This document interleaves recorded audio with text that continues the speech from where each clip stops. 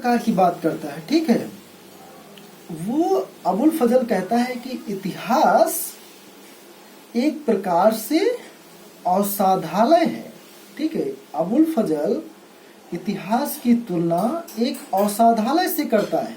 मतलब औषधालय मतलब जहाँ पर दवाओं का संग्रह, जहाँ पर इलाज चिकित्सा सुविधा उपलब्ध है, ठीक है। जिस प्रकार से रोगी को वहाँ पर ठीक किया जाता है, उसी प्रकार से इतिहास एक ऐसा विषय है जहाँ जिसके माध्यम से सभी का इलाज कर सकते हैं, सभी घटनाओं का आप सभी समस्याओं का निराकरण कर सकते हैं, ठीक है। उसी प्रकार से बर्नी भी यहाँ दिल्ली सल्तनत में कहता है कि इतिहास के माध्यम से आप सभी समस्याओं को सुलझा सकते हैं। इसलिए भी इतिहास अगर इतिहास का आपको ज्ञान है तो घटनाएं घटित होने से पहले ही आपको उनका आभास हो जाएगा। इसलिए भी इतिहास को पढ़ना जरूरी है, ठीक है। और कहता है कि इतिहासकार को, और वो आगे कहता है कि इतिहासकार को घटनाओं को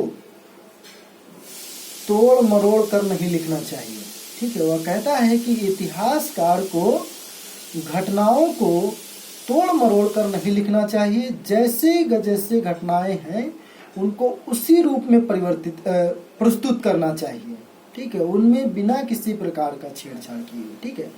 आपका, ठीक है, ईएचकार की किताब है व्हाट इज हिस्ट्री, इतिहास क्या है, ठीक है। आप लोगों ने नाम सुना होगा ईएचकार, ठीक है। बहुत महत्वपूर्ण किताब है इतिहास क्या है, ठीक है।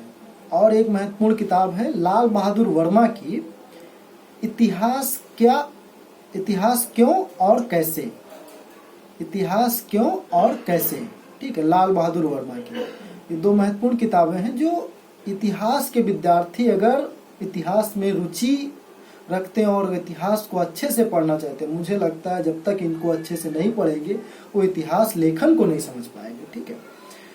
तो ईएचकार जैसे बताता है कि जो तथ्य हैं उनको कैसे हमें इस्तेमाल करना चाहिए, ठीक है, उनका कैसे संग्रह करना चाहिए, ठीक है। तो उसी प्रकार से बर्नी भी कहता है कि जो स्रोत हैं, जो तथ्य हैं, जो प्रमाण हैं, वो जैसे हैं उनको हमको उसी प्रकार से सीधे इस्तेमाल करना चाहिए, उसमें किसी प्रकार से परिवर्तन नहीं करना चाहिए, ठीक है। किसी प्रकार से उनके साथ छेड़छाड़ नहीं करना चाहिए।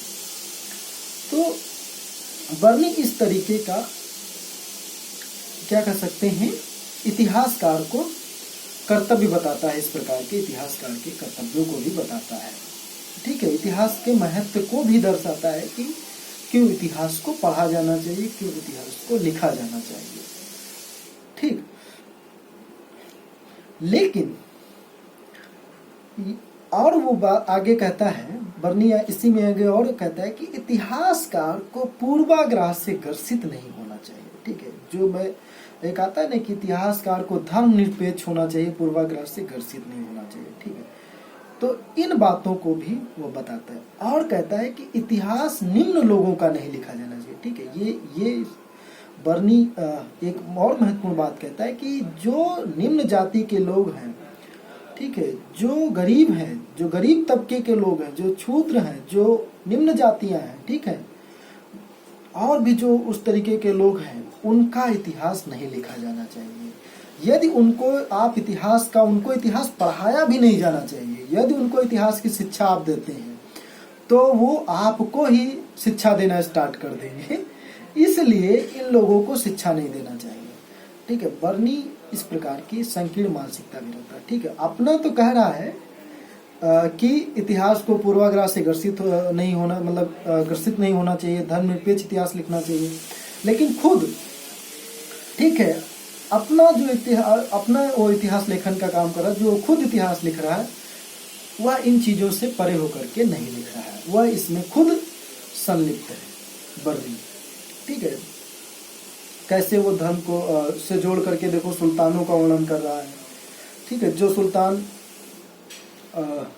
कुरान से थोड़ा हट करके काम कर रहा है, उसकी वो आलोचना कर रहा है जियाउद्दीन बर्नी। तो इस प्रकार से वह अपनी बातों को इतिहास लेखन के माध्यम से अपनी किताब में बात करता है, ठीक है, खास करके तारीख फिरोजशाही में। अब बात आती है कि और क्या मतलब इनकी कमियां हैं। तो एक कमी तो यही है कि धर्म से काफ़ी ज़्यादा प्रेरित है, एक मुल्ला की दृष्टि से इतिहास को लिख रहे हैं जियाउद्दीन बर्नी, ठीक है। इसका एक और उदाहरण है कि ये कैसे इतिहास को गड़बड़ लिख रहे हैं जियाउद्दीन बर्नी, मतलब एक पक्षपात की तरीके से लिख रहे हैं। एक शासक हुआ मुबारक शाह खलजी के बाद दिल्ली सल्तनत का खुसरो शाह, ठीक है, जिसे हिंदू शासक कहते हैं आप, कन्वर्टेड मुस्लिम था। तो उसका ये इतिहास ही नहीं लिखते हैं, ठीक है, उसका इतिहास जियाउद्दीन बर्नी छोड़ देते हैं, नहीं लिखते हैं। तो वो इसीलिए नहीं लिखते हैं क्योंकि वो,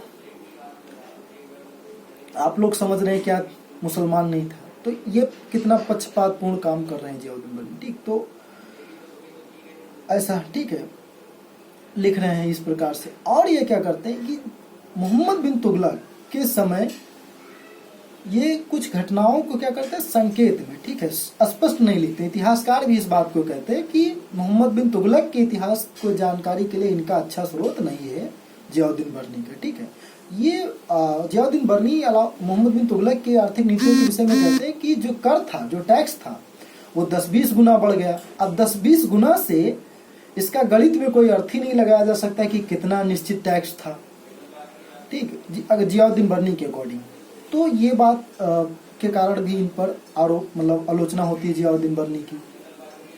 और क्या है कि ये तिथियों को सही नहीं लिखते हैं, बहुत सी जो तिथियों को ज़्यादा महत्व भी नहीं देते और तिथियों को लिखते भी कम है।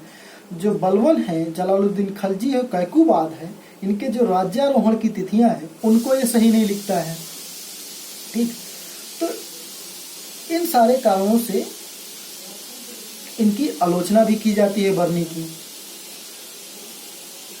ठीक है। तो इन सारे कारणों से जियाउद्दीन बर्नी की आलोचना भी की जाती है। लेकिन अब बात आती है, फिर मैंने कहा कि इतिहास के जो ड्यूटीज कोई की बात करता है, कोई इतिहास के महत्व की बात करता है, तो ये दिल्ली सल्तनत में पहला इतिहासकार है, ठीक है। एक वैज्ञानिक तरीके से थोड़ा सा बात करता है, तो वो इसलिए भी इसके इतिहासकार कुछ मामले में तारीफ भी करते हैं और कहते हैं कि यदि हमें अलाउद्दीन खिलजी का अच्छे से इतिहास जानना है, ठीक है, तो उसको हम कैसे जानेंगे, तो उसके लिए एक महत्वपूर्ण स्रोत है, ठीक है। मिनहाज और सिराज के बाद अगर कोई प्रमाणिक स्रोत हमारे पास है तो इनका जियाउद्दीन बर्नी का है, ठीक है। जियाउद्दीन बर्नी ये जो अपने ग्रंथ लिखे हैं, ठीक है, ये उसको इन्होंने मौखिक स्रोतों के आधार पर लिखा है, ठीक है। मौखिक स्रोत जो ओरल हिस्ट्री है, ठीक है, ओरल सोर्सेज होते हैं, उसको बेस बना करके लिखा है। तो इनके प्रमाणिक इसलिए भी हैं, ओरल को मतलब सोर्सेज को प्रमाणिक इसलिए मानते थे क्योंकि ये उस समय खुद था। अगर यदि यह नहीं होता और फिर लिखता तब प्रमाणिक नहीं मानता। लेकिन ठीक है, जो बलवन के समय का इतिहास है ये बताता है कि मैंने अपने नाना हिसामुद्दीन से पूछ करके लिखा है, ठीक है। इसके जो नाना थे उनसे पूछ करके लिखा है। फिर जो ये अलाउद्दीन खलजी के समय का इतिहास है, उस समय के इतिहास को ये अपने चाचा अलामुल मुल्क से पूछ करके लिखता है, ठीक है। उस समय भी प्रमाणिक स्रोत कुछ उपलब्ध थे, जैसे कि ऐतिहासिक, उनका भी ये इस्तेमाल नहीं करता, हालांकि ये अध्ययन जरूर किया होगा, ठीक है। कहते भी कि जैसे बताता है कि मिनहाज और सिराज को मैंने पढ़ा, ठीक है, लेकिन उन स्रोतों का इस्तेमाल नहीं करता है, ठीक है। तो उस समय कुछ प्रमाणिक स्रोत उपलब्ध थे तो उनको अपने मतलब इस लेखन में शामिल नहीं करता, तो ये केवल मौखिक स्रोतों को ही शामिल करके इतिहास को लिखता है। तो ये एक प्रकार से संक्षिप्त यहाँ पर